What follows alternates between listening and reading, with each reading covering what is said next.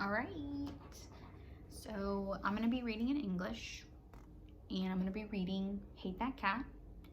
It's by the author Sharon Creech. If you remember, we read her book, Love That Dog, in class when we were studying poetry. And so, similar way of writing. When we're thinking about poetry, you want to think about your five senses. You want to think about taste. You want to think about sight. You want to think about smell.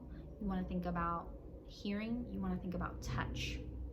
So as I'm reading the poems, think about the five senses. Think about the message. Every poem has a message. What is the author really trying to say to you? Why is he using certain words to describe certain feelings or certain senses? Think about setting.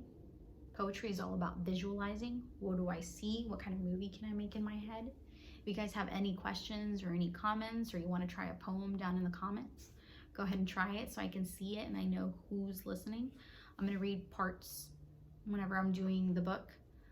So I'll read the first few days, and we are with the same character, which is Jack, and he has the same teacher, Miss Stretchberry, from last year in the book, Love That Dog. So Jack, room 204, Miss Stretchberry, September 12th. I hate that cat. Like a dog hates a rat. I said I hate that cat. Like a dog hates a rat. Hate to see it in the morning. Hate to see that fat black cat. I think we can tell that Jack is not a fan of cats.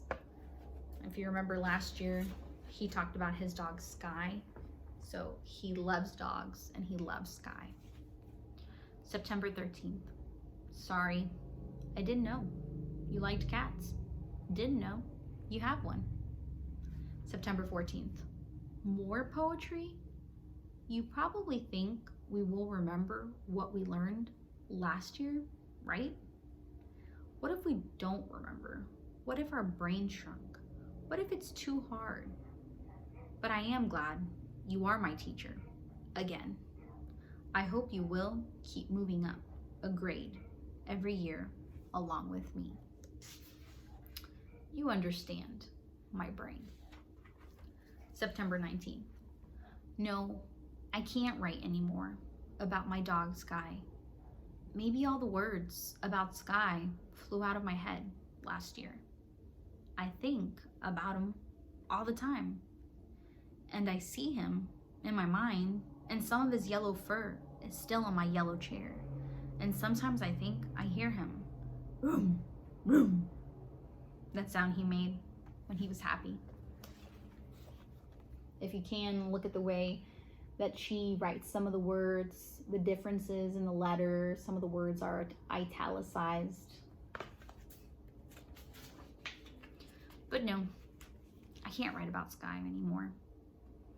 Maybe I could write about a cat, a mean cat, a crazy, mean, fat, black cat. Although my Uncle Bill, who is a teacher in a college, said those words I wrote about Sky were not poems.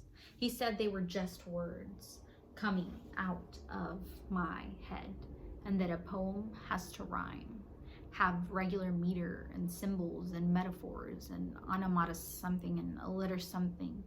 And I wanted to punch him.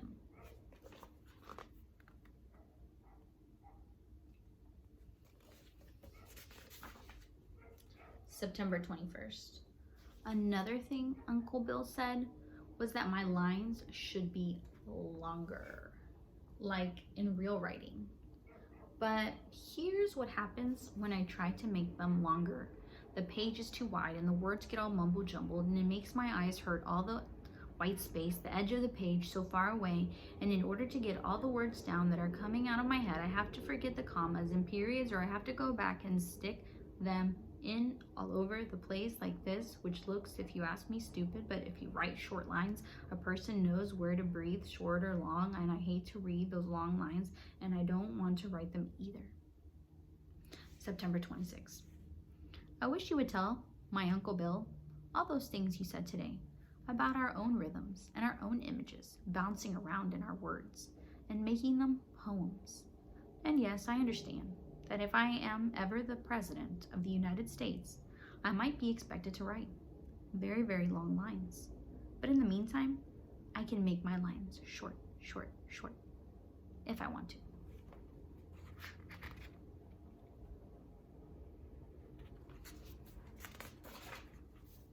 But even if you told my Uncle Bill all that stuff, he wouldn't believe you. He likes to argue. My mother likes my short lines. She runs her fingers down them and then taps her lips once, twice. And I think I understood what you said about automata something and a litter something not having to be in a poem, and how sometimes they enrich a poem, but sometimes they can also make a poem sound purple. Purple. Next time, October 3rd. Like I said, leave comments, make your own poem. Remember that I love you and that I'm thinking about you guys. If you have any questions about your work, you can also leave those comments down below, or when I call, talk to me and let me know what you need. See ya.